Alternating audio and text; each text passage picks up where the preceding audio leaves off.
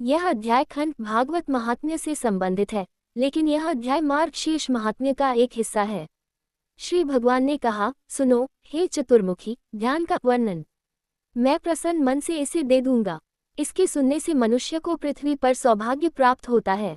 भगवान का ध्यान इस प्रकार किया जाना चाहिए। भगवान एक कमल जैसे आसन पर बैठे हैं जो कीमती पत्थरों से सुसज्जित और प्रकाशित स्थान पर रखा गया है। पास ही कल्प वृक्ष चमकते हैं। रत्नजड़ित स्थान एक शानदार पाक से घिरे सुनहरे पृष्ठभूमि वाले मंडप के भीतर चमकता है। उसमें नीलमणि की गहरी नीली चमक है। वह बहुत ही छोटे बच्चे के रूप में है। गुड़ की तरह चमकदार उसकी लंटें उसके चेहरे पर बिखरी हुई हैं। उनका चेहरा मधुमक्खियों के झुंड से घिरे हुए सुंदर पूर्ण विकसित कमल के समान सुंदर है। उनकी आंखें नीले कमल के समान हैं। उसके गाल हिलते कानों की बालियों के कारण चमकते हैं। नाक सुडौल एवं सुंदर होती है। होठ लाल हैं। पूरा चेहरा मुस्कुराहट से भरा है। उनके गले में अनेक आभूषण अपनी आभा बिखेरते हैं। उसकी आंखें कमल के समान हैं। गायों द्वारा उठाए गए धूल के कणों के कारण उनकी छाती धूमिल और भूरे रंग की हो गई है। उसके अंग सुपोषित हैं। वे सोने की तरह चमकते हैं। उसके नितंबों तथा सुंदर पिंडलियों और जांघों के चारों ओर खनकती घंटियों की डोरियां बंधी हुई हैं। वह बंधुजी फूल की शोभा वाले कमल जैसे जोड़े हाथों और पैरों की उत्कृष्ट चमक से चमकता है। वह हंस रहा है। उनके दाहिने हाथ में दूध की खीर है। उनके बाएं हाथ में ताज़ा शुद्ध मक्खन है। वह आग है जो जला डालती है राक्षसों की भीड़ जो पृथ्वी पर बोझ बन गए हैं। वह पूतना आदि को मारने में लगा हुआ है। भगवान ग्वालों और ग्वालों के समूहों से घिरे हुए हैं। इंद्र आदि द्वारा देवाधिदेव भगवान को प्रणाम। भक्ति से विनम्र होकर उसे सुबह सुबह कृष्ण का स्मरण करके नागों के भगवान के साथ साथ वज्र आदि की पूजा करनी चाहिए। भक्त को उन्हें सफ़ेद कमल के समान मक्खन और दही मिश्रित दूध से प्रसन्न करना चाहिए। जो मनुष्य सदैव आस्था और धर्मपरायणता से युक्त रहता है और जो सदैव सुबह के समय अच्युत की पूजा करता है, वह लंबे समय तक भाग्य की देवी को पूर्ण रूप से प्राप्त कर लेगा और मृत्यु के बाद वह शुद्धतम महान धाम वैकुंठ में जाएगा। हे पुत्र, मंत्र का आरंभ में पहले उल्लेख किया गया है, जिसका नाम श्रीमद् दामोदर है। ये पूरी दुनिया के लिए आकर्षक है। उन लोगों की बात सुने जो इसके उपयोग के हकदार हैं। हे पुत्र, ये सबसे महत्वपूर्ण मंत्र तुम्हें किसी अयोग्य व्यक्ति को नहीं देना चाहिए। जिस रहस्य से शीघ्र सिद्धि प्राप्त होती है, उसकी रक्षा बड़े प्रयत्न से करनी चाहिए। गुरु को ऐसे शिष्य को स्वीकार नहीं करना चाहिए जो निष्क्रिय, गंदा, व्यथित और पाखंड और भ्रम से ग्रस्त हो। वह शिष्य दरिद्र, रोगी, क्रोधी, व्यभिचारी और कामी नहीं होगा। उसे ईर्ष्यालु और दुर्भावनापूर्ण, दुष्ट और वाणी में कठोर नहीं होना चाहिए। उसे ऐसा व्यक्ति नहीं होना चाहिए जिसने अन्यायपूर्वक धन कमाया हो या जो हमेशा दूसरे पुरुषों की पत्नियों के प्रति समर्पित रहता हो। उसे विद्वान के प्रति द्वेष नहीं रखना चाहिए। उसे सदैव अज्ञानी या विद्वान होने का दावा करने वाला व्यक्ति नहीं होना चाहिए। वह ऐसा व्यक्ति नहीं होना चाहिए जो अपने व्रत से भटक गया हो या ऐसा व्यक्ति न हो जिसके पास आजीविका के साधन स्पष्ट या अनियमित हो। वह मन से निंदक या दुष्ट नहीं होना चाहिए। उसे लालची, अपने कार्यों में क्रूर या दुष्ट मानसिकता वाले लोगों का नेता नहीं होना चाहिए। वह कंजूस, पापी, भयानक या अपने शरण में आने वाले लोगों को आतंकित करने वाला नहीं होना चाहिए। गुरु को ऐसे शिष्य को स्वीकार नहीं करना चाहिए जिसमें ये सभी इनमें से कोई भी लक्षण हो। यदि वह उसे स्वीकार करता है तो उसके दोष पाप गुरु को प्रभावित करेंगे। जिस प्रकार मंत्री का दोष गलतियां राजा पर प्रभाव डालता है, जिस प्रकार पत्नी का दोष पति पर प्रभाव डालता है, उसी प्रकार शिष्य का दोष निस्संदेह गुरु पर प्रभाव डालता है। इसलिए गुरु को सदैव शिष्य की परीक्षा लेनी चाहिए और उसके बाद ही उसे स्वीकार करना चाहिए। शिष्य ऐसा होना चाहिए जो मानसिक, मौखिक और शारीरिक रूप से गुरु की सेवा में समर्पित हो। उसे चोरी करने की हद तक नहीं उतरना चाहिए। उसे पवित्र गुणों, विश्वास आदि से संपन्न होना चाहिए। मोक्ष प्राप्त करने का प्रयास करना चाहिए। उसे ब्रह्मचर्य व्रत के प्रति समर्पित रहना चाहिए। उसे सदैव पवित्र संस्कारों के पालन में दृढ़ रहना चाहिए। उसका मन प्रसन्न, आशावादी होना चाहिए। वह पवित्र होना चाहिए और दुष्ट नहीं होना चाहिए। उसका मन अशुद्धियों से मुक्त होना चाहिए। उसे दूसरों की मदद के प्रति समर्पित रहना चाहिए। उसे वैराग्यवान होना चाहिए। उसे ऐसा होना चाहिए जो अपने मन, शरीर, व्यक्तिगत सेवा और धन से गुरु को प्रसन्न करे। हे पुत्र, उसे उन सभी को प्रसन्न करना चाहिए जो उस पर निर्भर है और शुद्ध होंगे। गुरु को केवल ऐसे स्वभाव के शिष्य को ही मंत्र देना चाहिए, अन्यथा नहीं। यदि वह अन्यथा निर्देश देगा तो देवताओं का श्राप उस पर पड़ेगा। हे पुत्र, सुनो, मैं गुरु के लक्षणों का भी वर्णन करूंगा।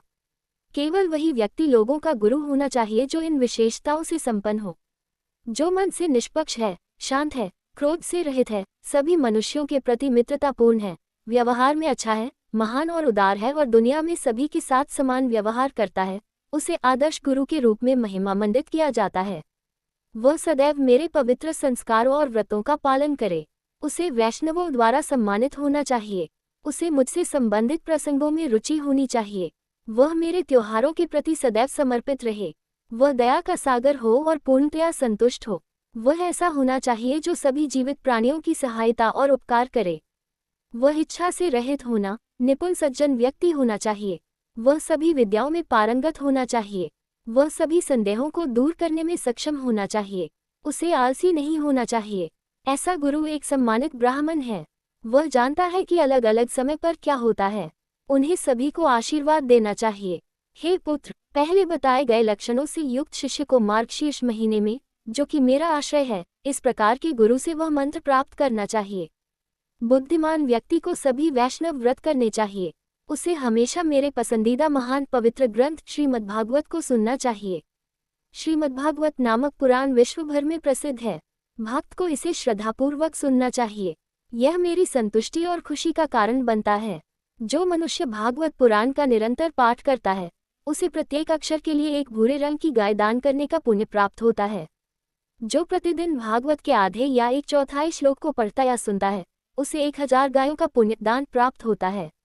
हे पुत्र, जो मनुष्य मानसिक और शारीरिक पवित्रता के साथ प्रतिदिन भागवत का एक श्लोक पढ़ता है, उसे सभी 18 पुराणों पढ़ने का पुण्य प्राप्त होता है।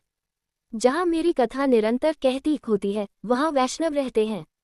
वे मनुष्य कले से अप्रभावित रहते हैं, जो सदैव मेरे पसंदीदा पुराण का आदर करते हैं।